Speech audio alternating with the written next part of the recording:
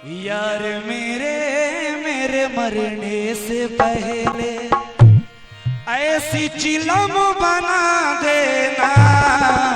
यार मेरे मेरे मरने से पहले, यार मेरे मेरे मरने से पहले ऐसी चिलम बना देना। पी के सीधा स्वर्ग में पहुँचो, पी के सीधा स्वर्ग में पहुँचो, ऐसी लत लगवा देना। यार मेरे मेरे मरने से पहले, यार मेरे मेरे मरने से पहले।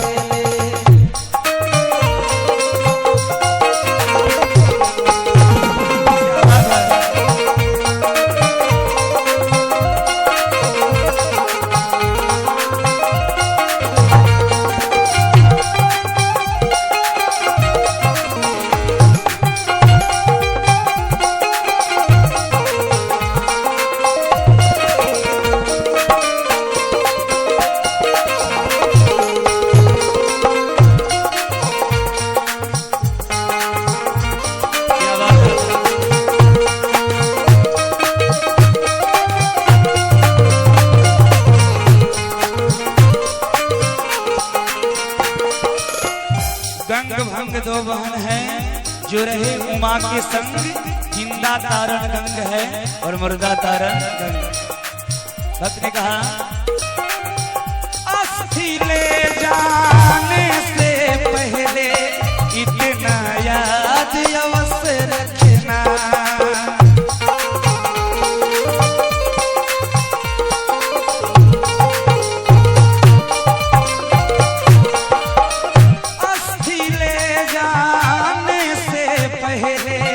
इतना याद अवश्य रखना, इतना याद। कफन के बदले चिलमों की साथी, कफन के बदले चिलमों की साथी मुंह पे मेरे उड़ावा देना।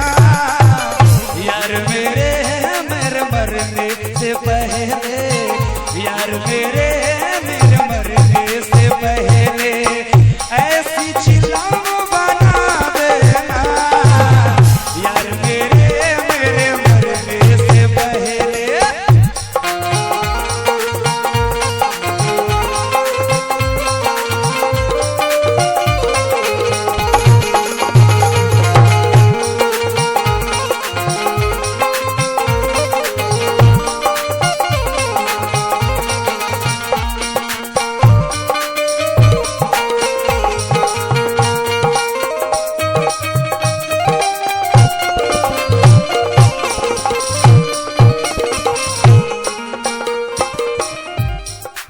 और वाह, हमारे बड़े भैया सपना सारी शोरूम,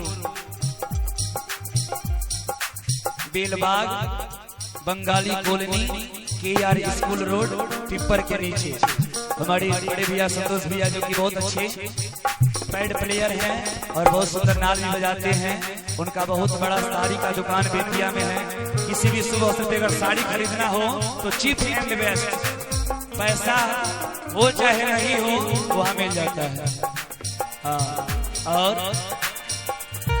घर से लेकर शमशानों तक जोड़े चिलम का चलता रहे।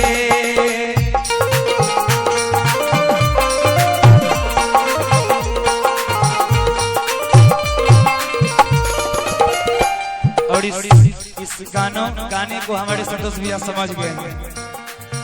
घर से लेकर शमशानों तक जोड़े चिलम का चलता रहे।